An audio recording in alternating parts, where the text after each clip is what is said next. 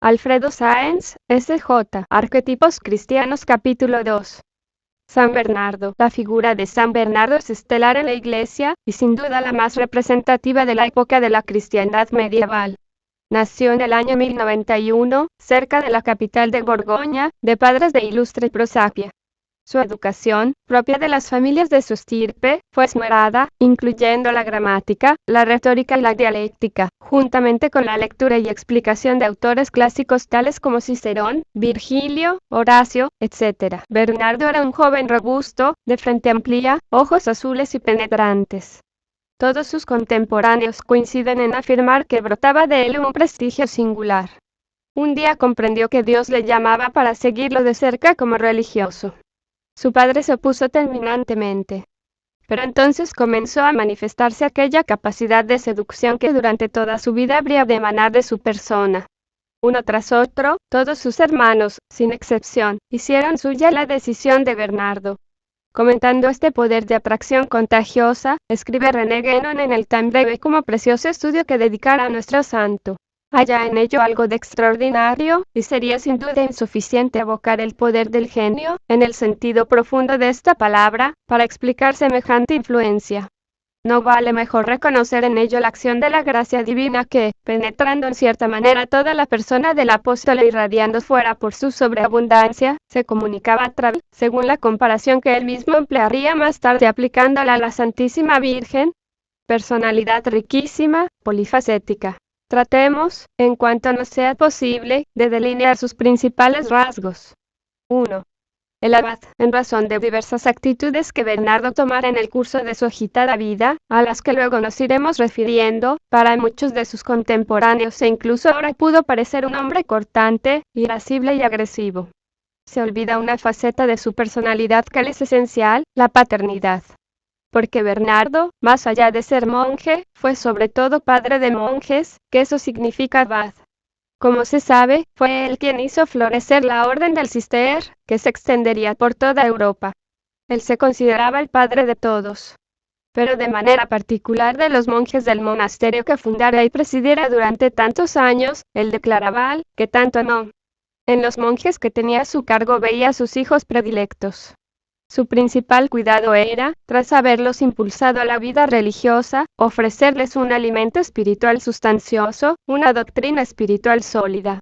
Así lo hizo mediante espléndidos sermones que todavía hoy podernos admirar, algunos de ellos elaborados en el curso de la noche, y en los que les descubría el sentido de los misterios sobrenaturales, como una madre descascara las nueces y las prepara para sus hijos, según él mismo lo dijera en uno de esos sermones.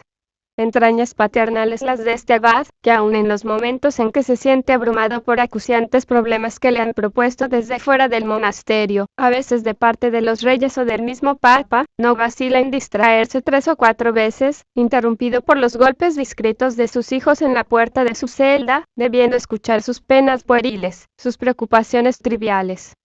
Porque no solo les dio su enseñanza sino también su afecto. En cierta ocasión, en que los padres de un joven le manifestaban por carta su aflicción a raíz del ingreso de su hijo en Claraval, a quien así creían haber perdido para siempre, él respondió: nosotros lo adoptamos por hijo, y nosotros os adoptamos por padres, yo seré su padre, su madre, su hermano, su hermana. Esta frase de Bernardo nos recuerda aquella de San Agustín: como obispo soy vuestro padre, como cristiano soy hermano vuestro. Así era Bernardo, padre y hermano. Pero Bernardo sabía ser también amigo, uno de esos grandes amigos que no es fácil encontrar. Conocida es su estrecha amistad con diversos contemporáneos suyos como Guillermo de Saint-Thierry, Alfredo de Rieux, y tantos otros. Este último, precisamente, inspirándose en la persona y las enseñanzas de San Bernardo, haría la exposición teórica de la amistad en su libro Speculum Caritatis, donde entre otras cosas se lee esta frase, típicamente bernardiana: la amistad viene de Dios, y Cristo es el lazo que une a los amigos. Inmensa era, sin duda, la capacidad de afecto que será necesarios a la Iglesia, son una misma realidad, decía, unum sunt. Por eso no le parecía una sustracción de su vida monástica, perder tiempo escribiendo a amigos y dirigidos espirituales, incluso sobre temas aparentemente nimios. A Matilde, condesa de Blois, que se quejaba de la ligereza de su hijo, le aconseja ser indulgente con aquel joven. Tu hijo puede olvidar a veces que es hijo, pero una madre no puede ni debe olvidar que es madre. A otra Matilde, reina de Inglaterra, se toma la libertad de escribirle, comunicándole que había encomendado a Dios el nacimiento difícil de su hijo, el príncipe Enrique. Tomad el mayor cuidado del hijo que acabáis de poner en el mundo. Me parece, se ha dicho sin herir al rey, vuestro esposo, que yo soy también un poco su padre. En carta Ermengarda, duquesa de Bretaña, le dice: si pudieseis leer en mi corazón lo que el dedo de Dios se ha dignado escribir allí con motivo de mi afecto por vos, el que os ha inspirado a amarme así y elegirme para director de vuestra salvación, me ha inspirado un sentimiento igual, para que pueda retribuir vuestro afecto. Un afecto, por cierto, que no se queda entre los límites de lo natural. Dios se encuentra entre los amigos, la única razón de amar a los amigos es Dios, afirma en una carta a Thibaut de Champagne. Y en otra, a un abad como él: Jesucristo es el vínculo entre los amigos. Su discípulo el rey de Rivaulx escribiría en su tratado al que acabamos de aludir: la amistad humana es una participación en la amistad que está en Dios, porque Dios es amor, y es también amistad. En carta a Suger, el famoso abad de Saint-Denis, Bernardo le diría: las amistades solo serán verdaderas si el nudo de la verdad las consolida. Mas, como dijimos antes, su capacidad de afecto la volcó especialmente sobre los monjes que eran sus hijos espirituales preferidos. Hablando en una carta de uno de ellos que él había recibido en el monasterio y que acababa de morir, escribe: fue mío durante su vida, y lo será después de su muerte, y lo reconoceré como tal en la patria. Solo aquel que sea capaz de arrancarlo de la mano de Dios logrará separarlo de mí. Agresivo Bernardo, intratable. Fue, por cierto, duro, pero solo cuando había que serlo. Bien describió el primero de sus biógrafos el estilo de su gobierno monacal: el más humano posible por el afecto que en ello ponía, pero el más intratable donde la fe estaba en cuestión.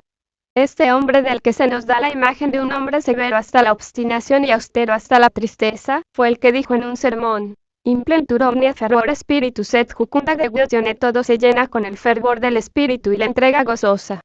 Bernardo predileccionó el adjetivo jucundus, palabra cercana a jocus, juego. Los filólogos nos enseñan que conviene no tanto al hombre que es feliz, cuanto a aquel que es causa de alegría para los demás. La jucunditas es el encanto del alma, la capacidad de regocijar a los que integran el entorno, la alegría comunicativa, el espíritu eutrapélico. Un encanto que invade todo. Y así habla de jucunda meditatio, jucunda contemplatio, y cuando explica el cantar de los cantares, en el primer sermón calificará 3 veces el diálogo entre el esposo y la esposa como de jucundum eloquium.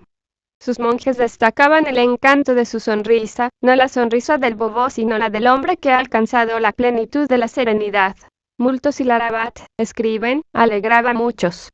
La vocación al claustro, a pesar de las terribles renuncias y exigencias que implica, era para él una vocación al gozo. Yo os quiero alegres, exhortaba a los suyos. Y a un grupo de jóvenes decididos a entrar en su monasterio les diría: yo os lo afirmo en nombre de la verdad que es Dios, y creed a mi experiencia. Este camino cuya entrada parece tan difícil y tan estrecha, se vuelve cada vez más gozoso y feliz, lectioret jucundior. No se trata, por cierto, de alegrías puramente sensibles. Los apóstoles, les explicaba, gozaban de la presencia de Cristo, de la visión de su cuerpo. Pero era un gozo sensible. Cristo les sería quitado, primero en la cruz y luego en su ascensión. Y, sin embargo, solo entonces comprendieron aquello del Señor: os conviene que yo me vaya, me voy y os alegraréis. Lo importante no era contemplarlo con los ojos corporales. Pedro, viéndolo en carne, lo traicionó, y careciendo de su vista, después de la ascensión, murió gozosamente por él. Tal es la alegría espiritual, profunda y sobria, la que dilata el corazón. Cuando escriba la vida de San Malaquías, a quien había conocido personalmente, entre los rasgos admirables de dicho santo incluirá su capacidad de reír, porque el reír es caridad, puesto que este es buen humor. Una caridad gozosa, no relajada. 2. El poeta Bernardo quiso que en el cister se hermanasen perfectamente la lectio divina y el rezo del oficio divino con el trabajo de las manos y la labranza de los campos. Particular predilección experimentó por la Sagrada Escritura, paladeando cada una de sus frases. Nos cuentan sus biógrafos que conservaba fidelísimamente en su memoria las palabras reveladas que había aprendido en su celda, y después las iba rumiando en sus ocupaciones y faenas agrícolas, de donde vino a decir más adelante que la soledad del bosque, las hayas y las encinas, habían sido sus principales maestros. Así lo leemos en la primera vida que de él se escribió. El sentido de las escrituras, lleno de conocimientos espirituales, lo había encontrado, si hay que creer en sus propias palabras, meditando y rezando en los bosques. A menudo decía bromeando a sus amigos que jamás tuvo otros maestros que las hayas y los robles. Un santo que aprende del bosque no puede sino ser un poeta. Bernardo contempló la naturaleza, no solo la inanimada sino también la animada, con mirada penetrante, viendo en ella lo que los demás eran incapaces de observar. Ante sus ojos las cosas se transformaban, se transfiguraban, ya que las contemplaba con los ojos de Dios, cuya luz, pasando por él, embellecía los objetos que alcanzaban sus sentidos. Era la mirada de un santo y de un poeta. Algunos han afirmado que Bernardo era también músico. Incluso se le atribuye una reforma del canto cisterciense. No es un dato seguro.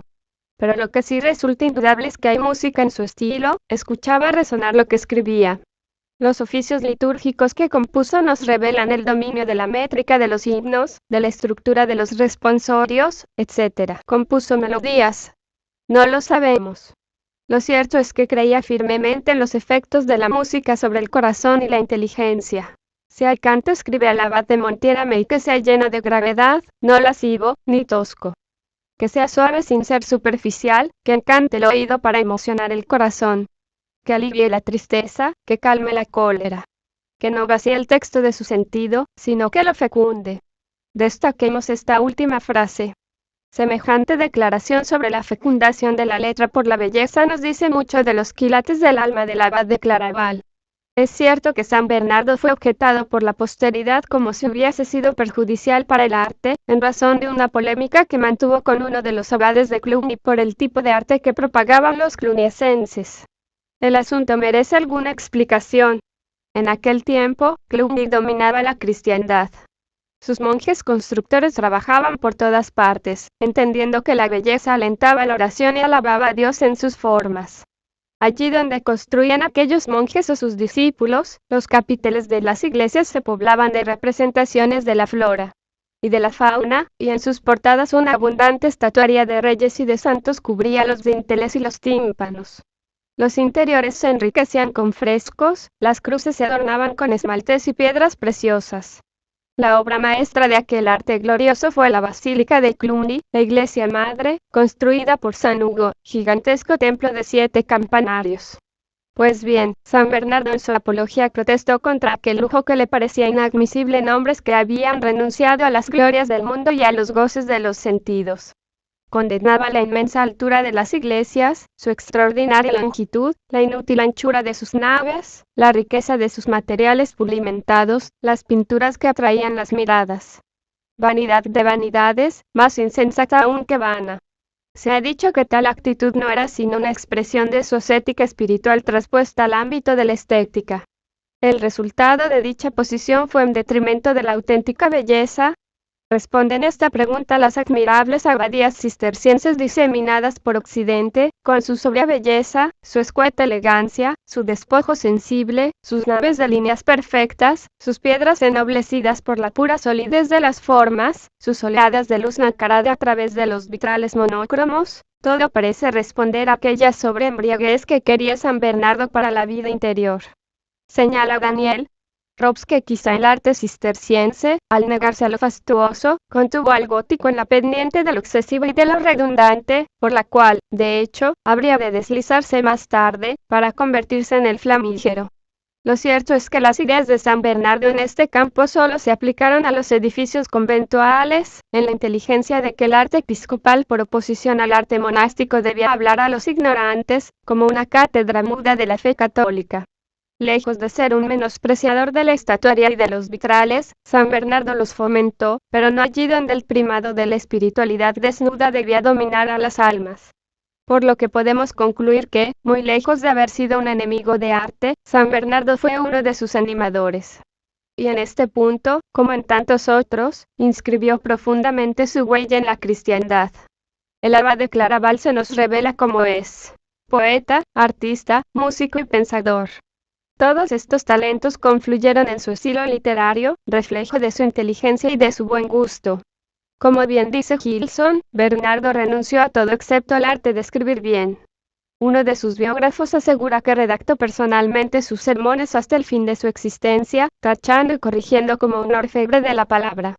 Todavía en su lecho de muerte, seguiría dictando a sus discípulos. No es este el momento de analizar detalladamente sus recursos literarios. Fueron, por cierto, admirables. En uno de sus sermones sobre el cantar, digámoslo a modo de ejemplo, se entrega un juego de variaciones en torno a los prefijos que entran en la composición de los derivados del verbo aspirare.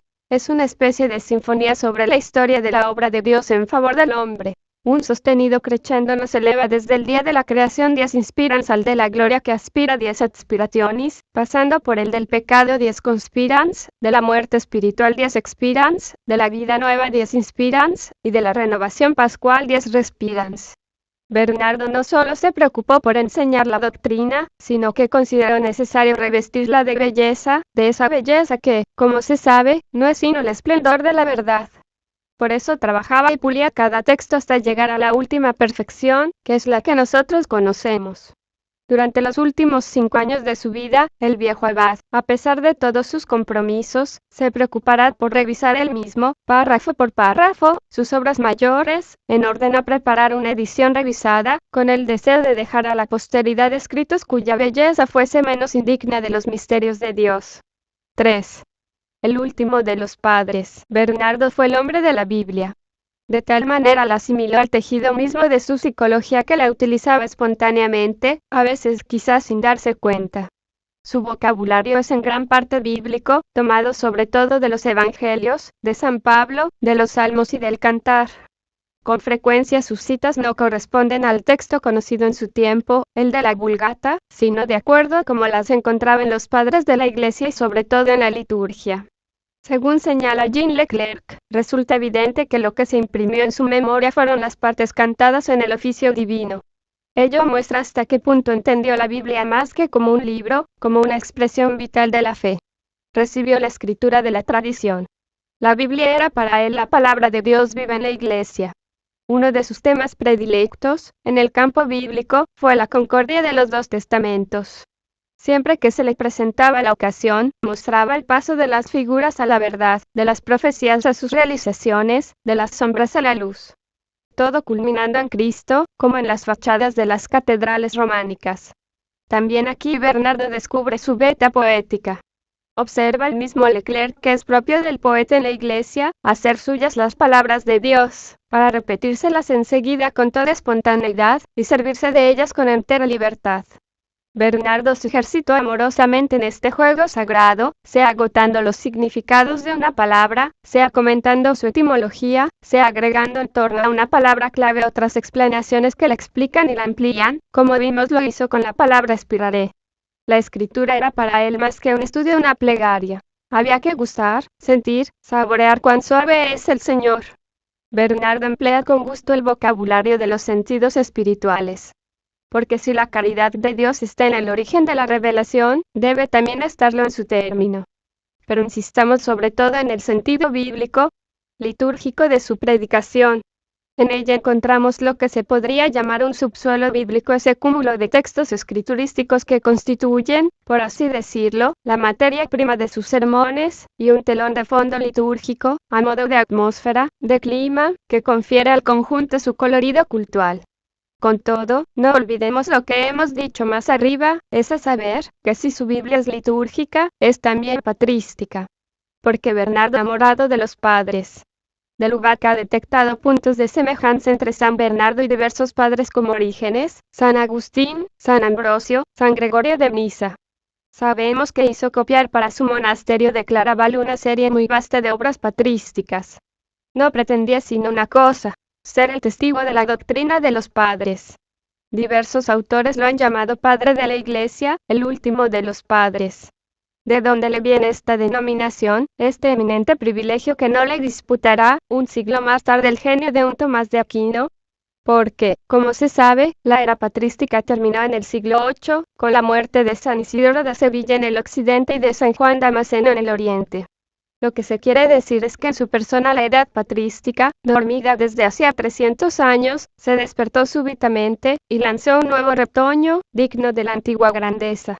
Guillermo de Saint-Thierry, al comienzo de su vida del abad de Claraval, dice que Bernardo fue elegido por Dios para que en el siglo XII refloreciera la gracia de los tiempos apostólicos.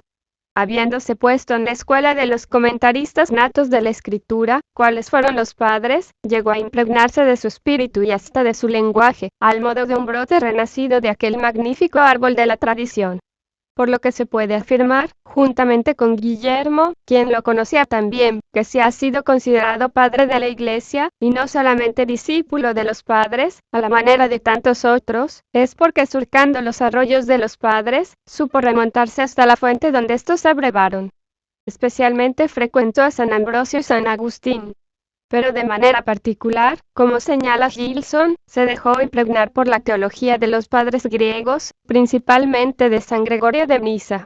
Más aún, el logro esencial de su obra fue realizar una notable síntesis entre la teología griega y la teología latina, el pensamiento de Orígenes y el de Agustín. La traducción de la dupla modelo, imagen, familiar a los padres griegos, en términos de creador, criatura, familiar a los latinos, significó para el occidente una revolución teológica cuyas consecuencias fueron incalculables. Tal fue uno de los méritos de San Bernardo, el último de los padres y el igual de los más grandes, al decir de Mabillon. 4. El místico. Por sobre todo lo que hemos dicho hasta acá, el abad de Claraval se destaca por sus quilates místicos. Es, indudablemente, uno de los grandes doctores de la mística católica. Nos detendremos un tanto en la consideración de este aspecto de su personalidad espiritual. 4.1. Mística trinitaria y divinización. Bernardo vivía en la fascinación de Dios, que era a sus ojos el gozne de todo lo creado. En su obra de Considerazione, especie de carta, tratado que dirigió al Papa, le decía: ¿quién es Dios, Santo Padre Eugenio? ¿Quién es Dios? Para todo lo que existe se lo experimenta tan cercano. Tolerado un instante mi locura, confiesa en una de sus páginas, el Verbo ha venido a mí más de una vez. Si allí ha entrado frecuentemente, no siempre he tomado conciencia de su ingreso. Pero lo he sentido en mí y me acuerdo de su presencia. He subido a la parte superior de mí mismo y más alto aún reina el Verbo. Explorador curioso, he descendido al fondo de mí mismo, y lo he encontrado más bajo todavía. He mirado afuera y lo he percibido más allá de todo. He mirado adentro, y me es más íntimo que yo mismo. Cuando entro en mí, el Verbo no traiciona su presencia por ningún movimiento, por ninguna sensación. Solo lo descubre el secreto temblor de mi corazón. Mis vicios huyen, mis afectos carnales son dominados. Mi alma se renueva. El hombre interior se restaura, y está en mí como la sombra misma de su esplendor. Bernardo concibe el proceso de la redención al modo de una gran curvatura que va desde la animalidad, en que nos dejó el pecado, hasta la divinización que produce en nosotros la acción de las tres personas de la Trinidad. Originalmente el hombre fue creado en un estado sublime, a imagen y semejanza de Dios. La grandeza, dice Bernardo, es la forma del alma. Mas al pecar, se degradó. El pecado enturbió la imagen y desfiguró la semejanza. Si el alma sigue siendo grande en su caída, perdió su rectitud, y encorvado hacia la tierra tomó la semejanza de las bestias, según aquello del Salmo 48. Se hizo semejante a ellas. Pero Dios descendió hasta el tremedal de nuestra miseria, nos tomó de la mano, no solo para evitar que nos condenásemos, sino para elevarnos a alturas insospechadas. La cumbre de la vida espiritual es la divinización, en la embriaguez del éxtasis, enseña Bernardo en su comentario al Cantar de los Cantares, su obra mística por excelencia. Entonces, no amando ya en sí sino la semejanza de Dios, no amando ya a Dios mismo sino con un amor absolutamente desinteresado, el alma adhiere sin reservas al esposo divino. Bernardo, tras las huellas de los padres griegos, destaca el papel peculiar del Espíritu Santo. Porque si el Padre es el autor primero de esta elevación suprema, como lo es de todo don, si el Verbo encarnado es su término, compete especialmente al Espíritu su realización. Es el quien incita al hombre a la empresa inaudita de hacer del alma la esposa de Dios. Él es quien da acceso a esta vía propiamente espiritual, en el sentido fuerte de la palabra, que deja al margen cualquier vana tentativa de presunción. Él es quien conduce la imagen creada de claridad en claridad hasta la habitación del alma en el cuerpo. La vida espiritual prueba la inhabitación del espíritu en el alma. El espíritu, que es el beso mutuo del Padre y del Hijo, su lazo firme, su único amor, su unión indivisible, al penetrar en nosotros se hace amor idóneo nuestro a Dios. En otras palabras, Dios se ama en sí mismo cuando el Espíritu Santo procede eternamente del Padre y del Hijo. Se ama en nosotros y se hace amar por nosotros cuando el Padre envía a nuestros corazones el Espíritu de su Hijo. Por cierto que no somos del todo pasivos en este amor que el Espíritu Santo viene a inspirarnos. El alma debe dejarse hacer por Dios, respondiendo generosamente a la gracia divina, lo cual es también fruto de la gracia. Dicha respuesta es para San Bernardo inescindible de la imitación del Verbo encarnado. A ella alude con uno de aquellos juegos de palabras que tanto ama. Cristo es la forma a la que el hombre deformado debe conformarse para ser reformado. Tras esta fórmula de aparente ingenuidad se perciben las huellas de la Escritura, singularmente de San Pablo y de San Juan, así como de los padres de la Iglesia, sobre todo griegos, y de la liturgia. Advertimos aquí los esbozos de su piedad cristológica. San Bernardo ha querido habitar en las llagas de Cristo. Como la paloma del cantar, hizo su nido en los orificios de la piedra. ¿Acaso no es la piedra uno de los nombres místicos de Cristo? Donde puede haber un abrigo sólido, seguro y tranquilo para mi debilidad, sino en las llagas del Salvador. El mundo se estremece, el cuerpo me agobia, el demonio me tiene redes. No caigo porque me has establecido sobre la piedra firme. Como puede verse, la mística de San Bernardo es claramente trinitaria. Cada una de las personas divinas juega en ella su propio papel. Hay entre vosotros un alma, dice en su comentario al cantar, que sienta a veces en el secreto de su conciencia el espíritu del Hijo que clama: Abba, Padre. Aquella sí, aquella puede creerse amada de un afecto paterno, cuando se siente colmada del mismo espíritu que el Hijo. Ten confianza, quien quiera seas, ten confianza, y no te agites. En el espíritu del Hijo, reconócete como hija del Padre, esposa del Hijo o su hermana. Ella es, en efecto, su hermana, porque nacida del mismo Padre. Su esposa, porque unida a él en un mismo espíritu. Porque, si el matrimonio carnal establece dos seres en una sola carne, ¿por qué la unión espiritual no uniría más aún a dos seres en un solo y mismo espíritu? Y así se completa la inmensa curva, que va desde donde nos dejaron nuestros padres el mundo de la animalidad hasta el seno mismo de Dios. El alma, modelándose siempre más sobre la voluntad divina, haciéndose cada vez más una con Él por el amor, va realizando su retorno a Dios, su repatriación, según dice Bernardo, retomando una expresión que viene del neoplatonismo. Como la gota de agua que se pierde en el vino. Como el trozo de hierro que se mete en el fuego y se hace fuego él mismo, así el alma se pierde, se vuelve ígnea en la voluntad divina. El ahí deificada sica fisi, deificari est, exclama San Bernardo gozoso. 4.2. Mística eclesial. Todo lo que acabamos de decir respecto del alma y de su deificación, Bernardo lo aplica originariamente a la Iglesia. El alma, en efecto, no es esposa del Verbo sino en la medida en que integra la Iglesia. Retomando las fórmulas de San Pablo en su epístola a los Efesios, nuestro santo afirma que el Verbo experimenta por la Iglesia el amor peculiar de un esposo. Su encarnación es el beso puro del Verbo a la Iglesia, ese beso por el que suspiraron los justos del Antiguo Testamento. Así como Eva nació del costado de Adán, así del costado del nuevo Adán dormido en la cruz, la Iglesia nace y a la vez es rescatada. Podría desde entonces no reconocer en su esposa, el hueso de sus huesos, la carne de su carne, y más aún, en cierta manera, el alma de su alma. Este tema es predileccionado por Bernardo. A él se refiere por doquier, ya en sus cartas, ya en sus tratados y sermones, y muy particularmente en su comentario al cantar, donde en 57 ocasiones sus pláticas terminan explícitamente con una solemne alabanza a Cristo esposo de la Iglesia. Bernardo se solaza con la sola mención de este desposorio místico. La Iglesia, animada del sentido y del Espíritu de Dios, su esposo, posee a su bien amado y reposa en su seno, mientras ella misma tiene y conserva para siempre el primer lugar en su corazón. Es que ella ha herido el corazón de su esposo. Ella ha hundido el ojo de la contemplación hasta el abismo profundo de los secretos divinos. Él ha puesto para siempre su eterna morada en el corazón de ella y ella en el de él. La Iglesia ha abrazado estrechamente a su esposo divino, dejándose impregnar de los perfumes que brotan de él. Los perfumes simbolizan las riquezas con que el esposo colma a su amada. La fe, la esperanza, la caridad, los sacramentos, pero sobre todo el don por excelencia, el Espíritu Santo. Unión que llega hasta el extremo de la identificación. Caput et corpus unus est Christus, la cabeza y el cuerpo son un solo Cristo. En fórmula atrevida, llega a decir que Cristo ama a su cuerpo, que es la Iglesia, más que a su propio cuerpo físico. Todo el mundo sabe que para preservarla de la muerte sacrificó el otro cuerpo. Nuestro santo relaciona estrechamente a la Iglesia con el Espíritu Santo. No en vano ella es el reflejo terreno de aquel eterno beso místico intratrinitario.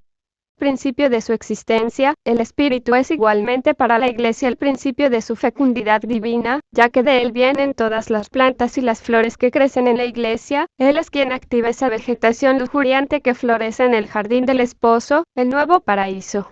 Y no solo asegura la fecundidad de la madre, sino también la indefectible fidelidad de la esposa. En adelante jamás la fe faltará en la tierra ni la caridad en la Iglesia. Finalmente, al término de la historia, la Iglesia recibirá, también del Espíritu, la consumación y el esplendor de su gloria. Y como entonces Cristo no reconocerá en ella la carne salida de su carne, y sobre todo, el Espíritu salido de su Espíritu. De Lubac ha destacado el paralelismo que traza San Bernardo entre el amor de Cristo y de su Iglesia y la unión del Verbo con el alma, de que acabamos de tratar. Cristo se desposa a la vez con el alma y con la Iglesia. Ninguno de nosotros se anima a llamar a su alma esposa del Señor, escribe el santo, pero como nosotros somos de la Iglesia, que se gloria del nombre y de la real cualidad de esposa, con justicia reclamamos participación en ese glorioso privilegio. Lo que plena y completamente poseemos todos juntos, lo obtenemos indiscutiblemente de manera individual.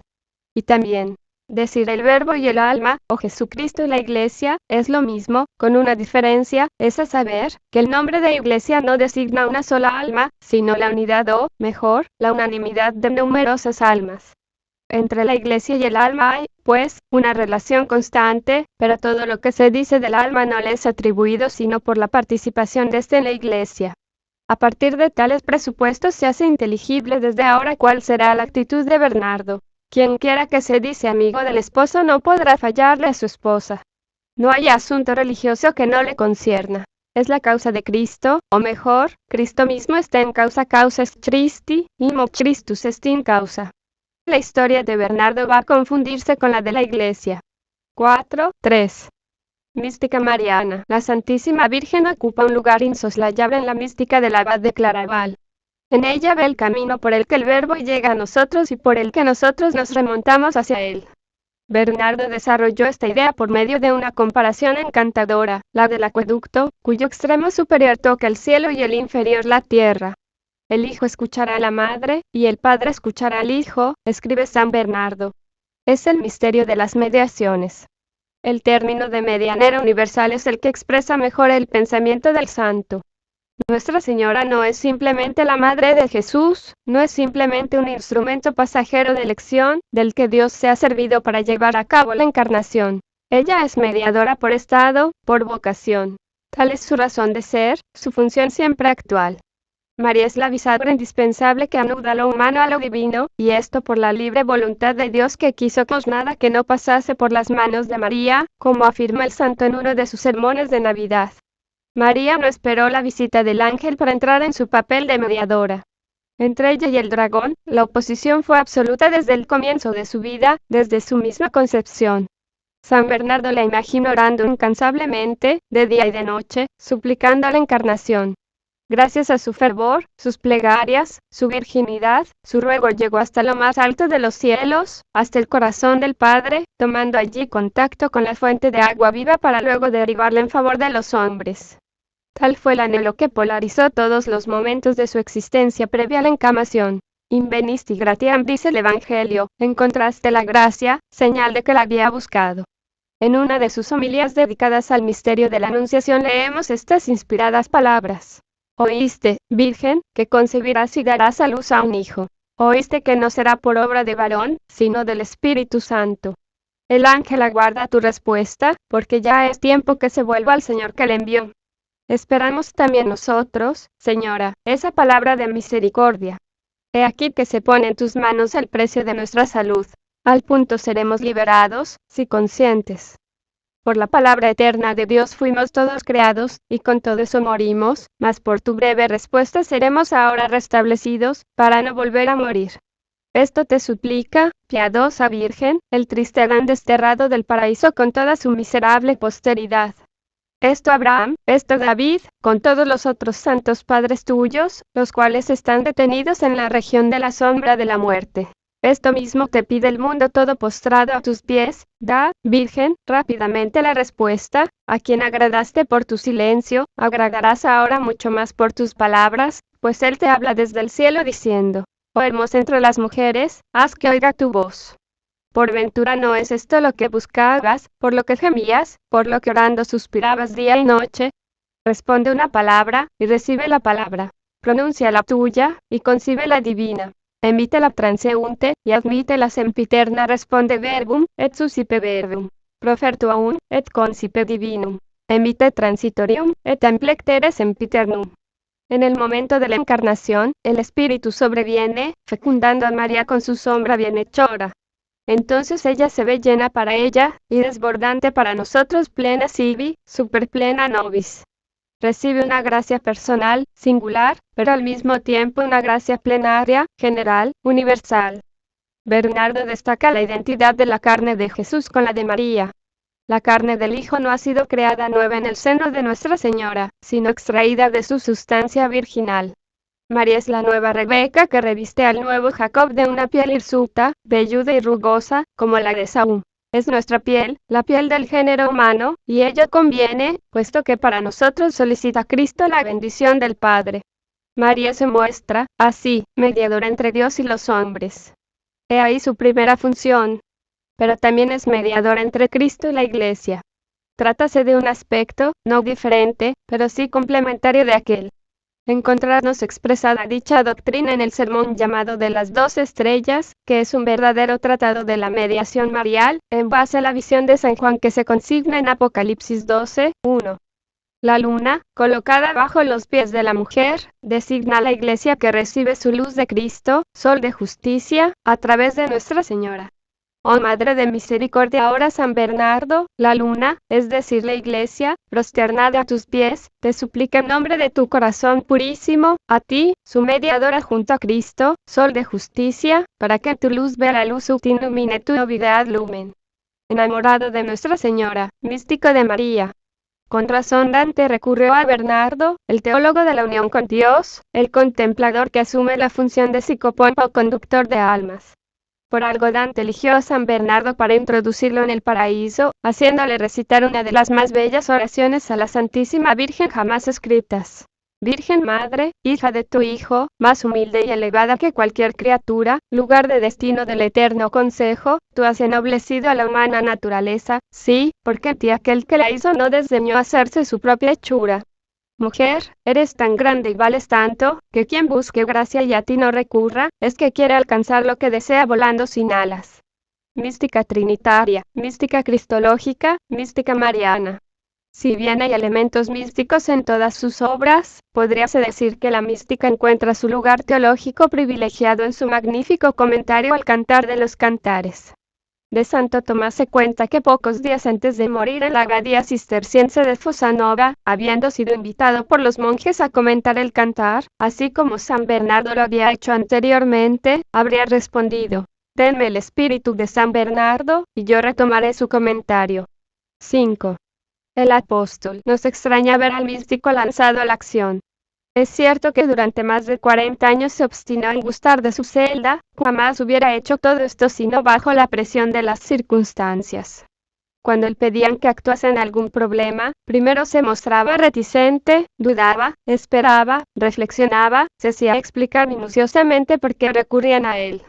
Y si al fin aceptaba, era para obedecer a las órdenes de un superior, en ocasiones el mismo Santo Padre, o por caridad hacia sus hermanos y hacia la Iglesia, o por fidelidad a la verdad y a la justicia. No hay, pues, escapismo alguno en su apostolado. Él amaba lo que llamó el paraíso claustral, lo amaba de manera entrañable. Felices aquellos a quienes el Señor ha escondido en su tabernáculo, escribió en una carta a los cartujos. Durante los días malos, esperan a la sombra de sus alas que, por fin, los días malos pasarán. En cuanto a mí, pobre, desgraciado y miserable, la pena es mi suerte. Me veo como un pajarito, sin plumas, casi continuamente fuera de su nido, expuesto al viento y la tempestad. Porque para él lo supremo no era su recogimiento en el claustro. Lo primero sería siempre Dios y su gloria. En una ocasión lo confesó con entera claridad. No lamentaré jamás haber interrumpido una meditación apacible si veo germinar en un alma el grano de la palabra. 5.1. La conciencia de la sociedad. No se puede sino destacar con admiración el feliz encuentro entre el genio de San Bernardo y el reconocimiento de la sociedad que lo rodeaba. Porque con frecuencia la historia ha sido testigo de la existencia de hombres superiores que en su momento no fueron reconocidos como tales. Acá, felizmente, se produjo el encuentro enriquecedor. Este hombre, dotado de tan eminentes cualidades, fue venerado por la sociedad de su tiempo, lo que permitió entre ambos un activo intercambio espiritual. El hecho de que sus contemporáneos lo apreciasen en tal forma que escuchasen sus consejos y se enmendasen al oír sus reprensiones, constituye una muestra acabada de cómo la Edad Media supo valorar, más aún que a los especialistas de la política, la diplomacia o la economía, a los santos y a los místicos. Por eso San Bernardo se permitió intervenir en tantas cuestiones aparentemente ajenas a la vida monástica. Los asuntos de Dios son los míos, exclamó un día. Nada de lo que a él se refiere me es extraño. Y en carta al canciller Eymerich: yo soy demasiado pequeño para tener en estos asuntos intereses personales, pero ¿cómo los podría tener por extraños, desde que son asuntos de Dios? Ofender a Dios era ofenderlo a él, y por eso se erguía decididamente cuando estaban en juego los asuntos de Dios. Dice Daniel Robs que San Bernardo concebía los asuntos de Dios de dos maneras. Por una parte se atentaba contra el Señor cuando se violaba su ley, cuando sus preceptos eran burlados, corazón mismo de aquella gran corriente de reforma que constituiría una fuerza de incesante renovación en la conciencia de la Iglesia durante la Edad Media. Pero Dios era también afectado cuando se amenazaba su Iglesia en su libertad, en su soberanía, o en el respeto que se le debía. El género epistolar se avenía especialmente con su temperamento apasionado y tan personal en su manera de expresarse. A veces entusiasta, otras indignado, sus cartas son una radiografía de su modo de ser. El amor, la ternura, la irritación encuentran con facilidad los términos adecuados, por lo general no carentes de elegancia. Muchas de esas cartas se dirigen a las autoridades eclesiásticas y a los poderes civiles. Lo notable es que tanto los obispos como los políticos aceptaran las interferencias de este monje y con frecuencia le hicieran caso. Pongamos algunos ejemplos. Os mostráis odioso, intratable, a punto tal que yo había resuelto no hacer nada más por vos. De antemano desanimáis a los que os defienden y promovéis a vuestros propios acusadores. En todas las circunstancias no conocéis otra ley que vuestro placer, no obráis sino como déspota, sin pensar jamás en Dios, sin experimentar su temor. ¿A quién se dirige esta reconvención? A un arzobispo. Me hubiera gustado encerrarme en el silencio y el retiro. No por eso la Iglesia entera murmuraría menos contra la corte de Roma, mientras ella siga en sus extravíos actuales. ¿A quién envía esta advertencia? Al mismo Papa.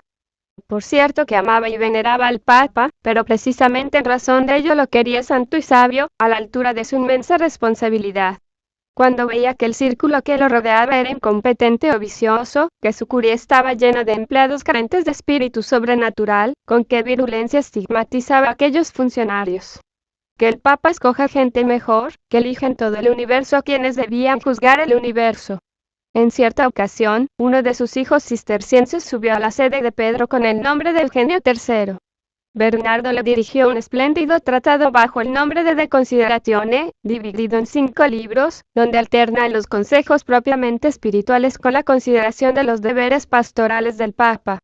El santo lo hace atendiendo a una cuádruple reflexión. El Papa mismo, la Iglesia, quae sub te, su entorno, quae circa te, Dios y las cosas divinas, quae supra te sunt.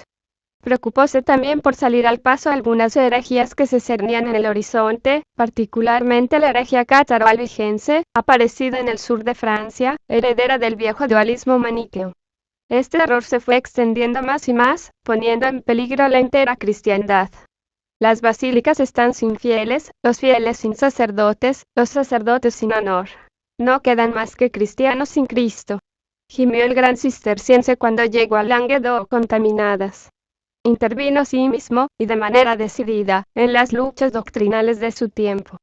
Sintomática fue su contienda con Abelardo, aquel hombre devorado por la pasión de razonar, precursor de cierta mentalidad racionalista que atenta contra la misteriosidad de la fe. Entendiendo que su silencio le favorecía, Bernardo entró en escena. Para dirimir la disputa, Abelardo solicitó la convocatoria de un concilio. Ya desde el comienzo del mismo se mostró hasta qué punto la actitud de ambos era diferente. Abelardo se sentía seguro de sí, de su capacidad dialéctica, considerando el concilio como una especie de palestra donde lucir su inteligencia. Bernardo era un santo, un hombre lleno de Dios. El hecho es que antes que Abelardo abriese la boca, Bernardo comenzó a atacarlo, arguyendo que los temas que pretendía discutir no eran temas sujetos a discusión, porque rozaban el orden de la fe. Y lo abrumó con un diluvio de citas tomadas de las Escrituras y de los padres, identificándolo con Ario, Nestorio y Pelagio. Totalmente desconcertado, Abelardo apeló del concilio al Papa y se encaminó hacia Roma. Pero no tuvo tiempo de llegar, ni valía ya la pena hacerlo porque al arribar a Cluny le alcanzó la condena romana. Advertido del hecho, y enterándose de que su adversario se encontraba indispuesto, Bernardo acudió inmediatamente al lecho del enfermo y le dio el ósculo de paz. 5.2. Monje caballero, como lo hemos reiterado, San Bernardo fue antes que nada y por sobre todo un monje. Aun en medio de sus viajes, de sus mediaciones político-religiosas, de sus debates doctrinales, siguió siendo siempre monje, sin embargo, no fue un monje común. Detrás de su cagulla monacal se escondía el yelmo del caballero. La iconografía ha conservado aquella imagen del monje blanco que, predicando desde el elevado atrio de la iglesia de Vézelay, el día de Pascua de 1146, a una inmensa multitud, volvió a encender en ella el entusiasmo que había decaído, y lanzó a la cristiandad a la segunda cruzada para la recuperación del Santo Sepulcro. Habían pasado casi 40 años desde que Godofredo de Bouillon conquistara Jerusalén. Pero el enemigo, que era abrumador, había logrado retomar la iniciativa, y la nobleza europea ya no vibraba por la causa de las cruzadas, como en el siglo pasado. Bernardo sufría ante esta situación, y entonces se dirigió al Papa, que era por aquel tiempo Eugenio III, al que nos referimos recientemente, solicitándole su intervención. Con la bula del Papa en sus manos, Bernardo entró en acción, consiguiendo en Vézelay resultados excepcionales, ya que las multitudes, profundamente conmovidas, reclamaban el honor de cruzarse allí mismo. Relatan las crónicas que faltó tela para las cruces, que todos querían coser sobre sus hombros. Hasta el manto de Bernardo sirvió para ello. Pero tal éxito no satisfizo del todo al santo, quien desde Vézelay se lanzó por los caminos de Europa para seguir enrolando nuevos combatientes. Solo en Alemania logró levantar un ejército de más de 100.000 cruzados, a cuyo frente se puso el emperador Conrado III, a pesar de que al principio se había mostrado sumamente reacio para alistarse en la noble empresa. Enardecido con tan resonantes éxitos, el abad de Claraval concibió el proyecto de extender a todo el occidente la predicación de la cruzada, a fin de conseguir que se alistaran en ella Inglaterra, España, Italia, Hungría, Bohemia, Baviera, Moravia, Polonia y Dinamarca, valiéndose para ello de cartas, de emisarios, y especialmente de los monjes cistercienses, extendidos a la sazón por casi toda Europa. Así desde el Elba al Tajo y desde el Támesis a las estepas rusas, el occidente cristiano se alistó contra el oriente dominado por los árabes. Y no solo contra los infieles de Palestina. En la primavera de 1147, la nobleza germánica decidió lanzarse contra los eslavos paganos del este del Elba. Al mismo tiempo, Alfonso Enríquez, ayudado por cruzados ingleses y flamencos, se apoderaba de Lisboa, y Roger II de Sicilia se posesionaba de las costas africanas de Trípoli a Túnez. Toda la cristiandad se había puesto de pie.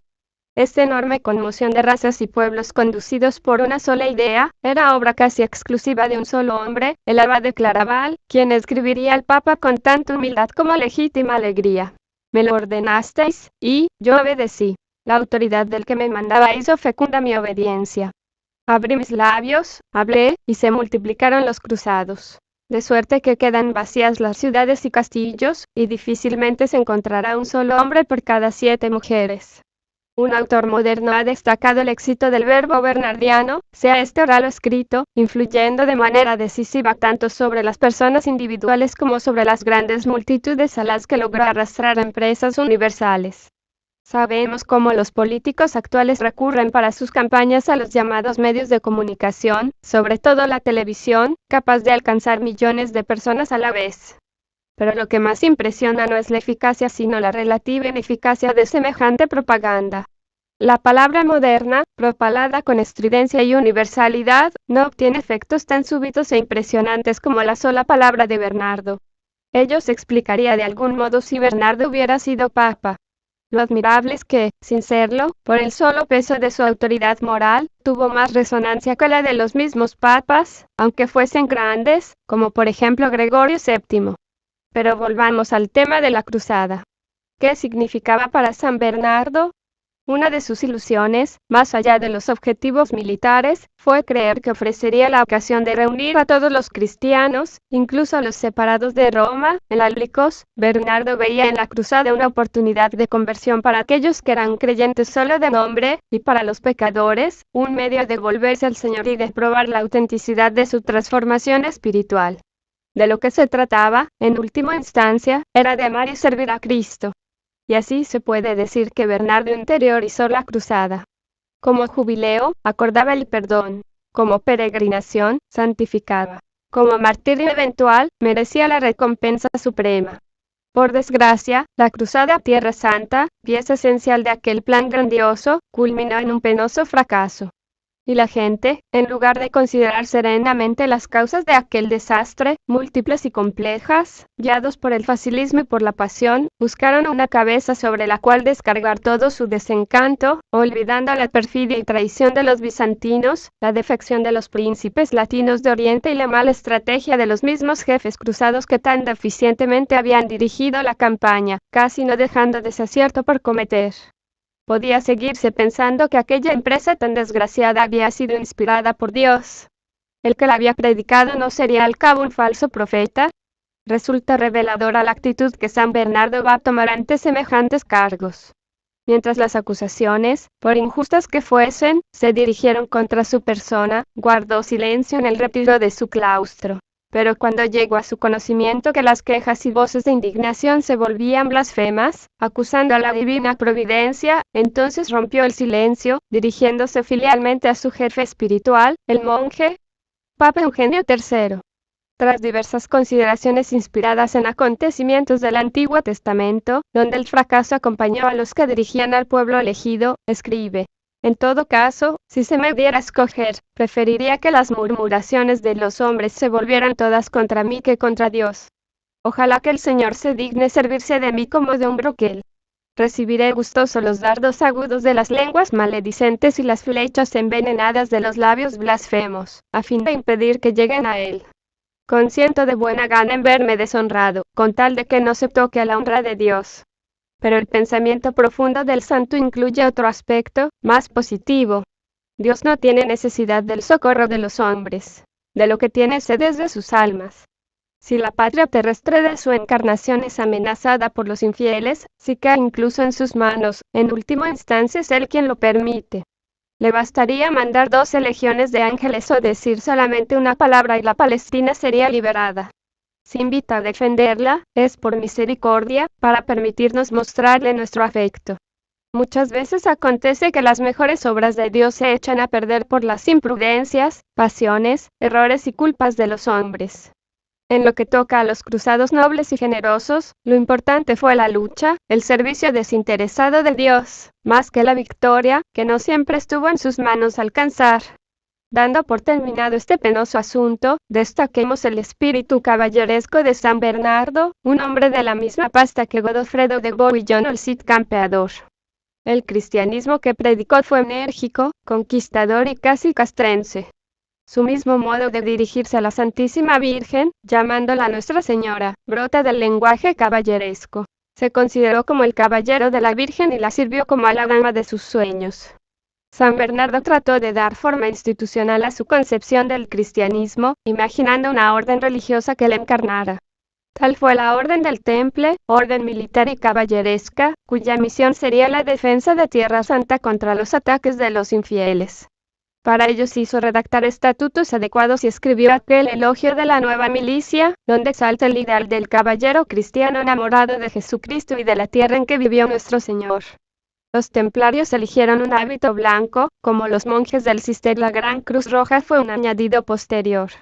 En la concepción de Bernardo, la caballería habríase hallado su expresión más acabada en aquellos hombres que unían el espíritu de fe y de caridad, propio de la vida religiosa, con el ejercicio de la milicia en grado heroico.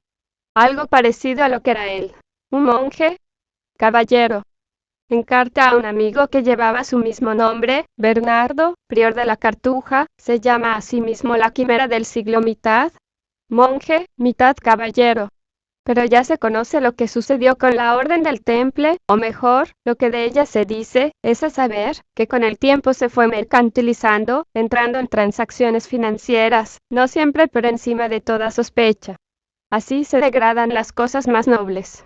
Sin embargo, hay demasiados misterios en este asunto para que pueda hacerse de ello un juicio imparcial.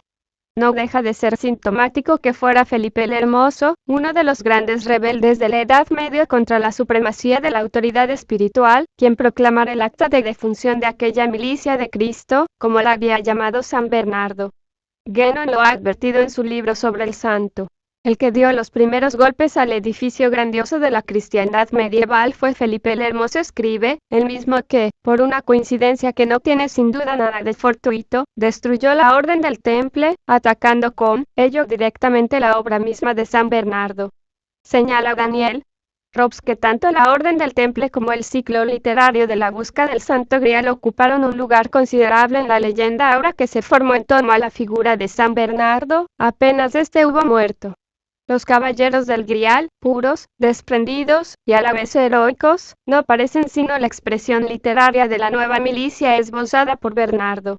El poema del alemán Wolfram von Eschenbach, en la parte que empalma con la obra del poeta francés Guyot, hace de Parsifal el rey de los templarios.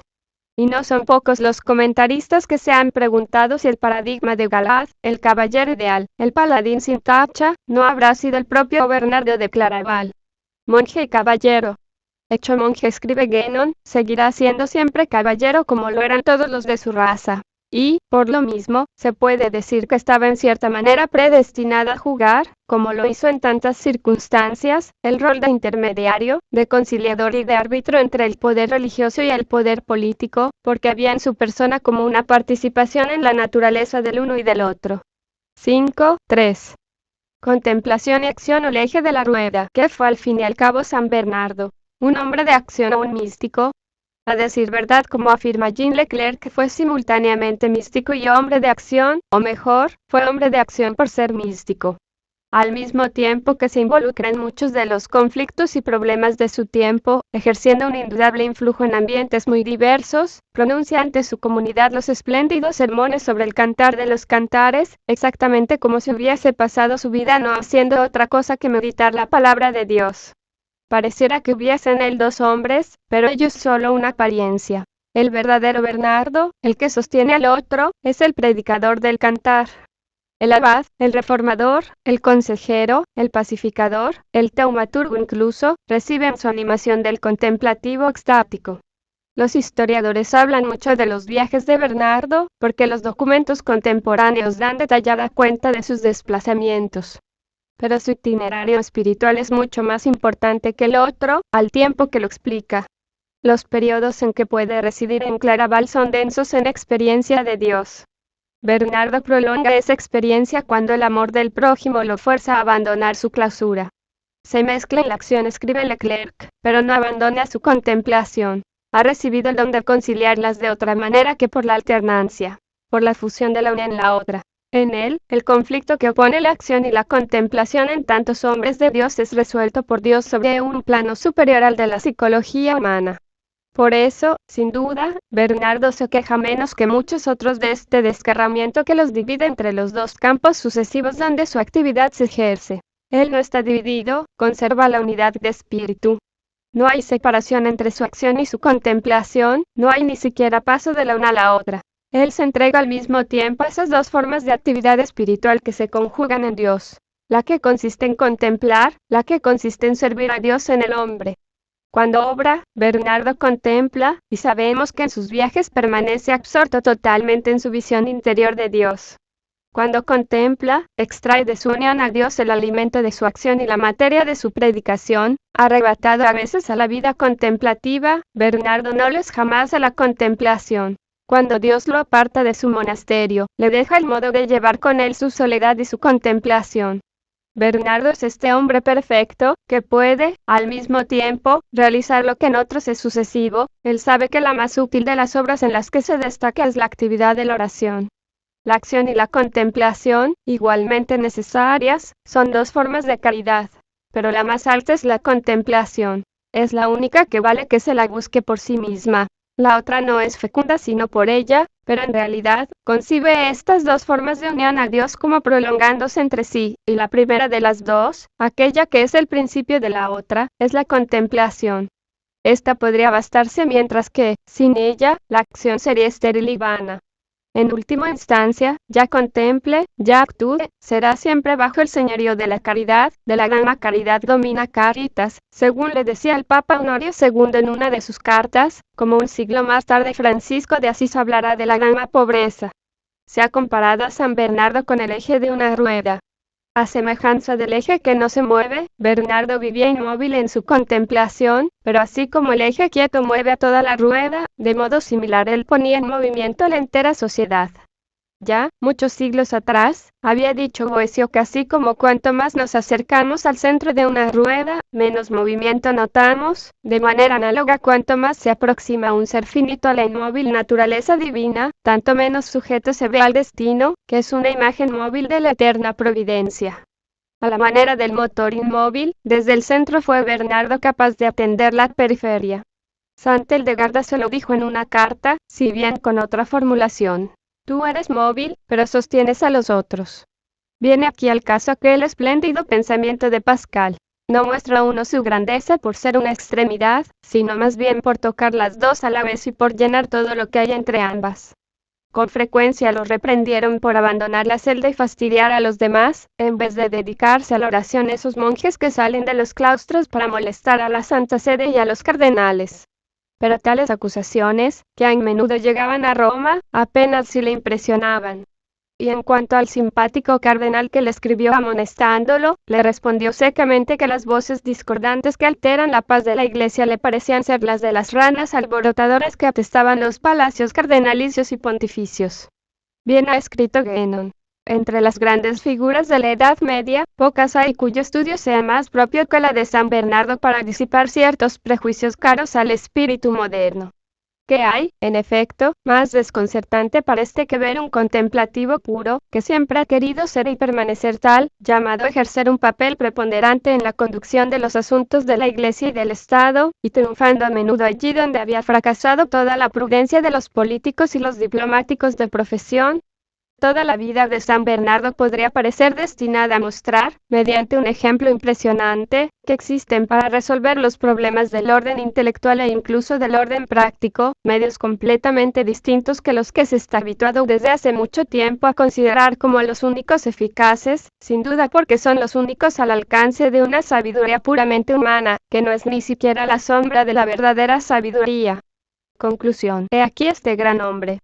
Su personalidad delata una extraña mezcla de suavidad y de pasión, de ternura y de ardor, de acción y de contemplación, de mansedumbre y de militancia, contradicciones todas que se resuelven en Dios, confiriendo a su fisonomía un encanto particular.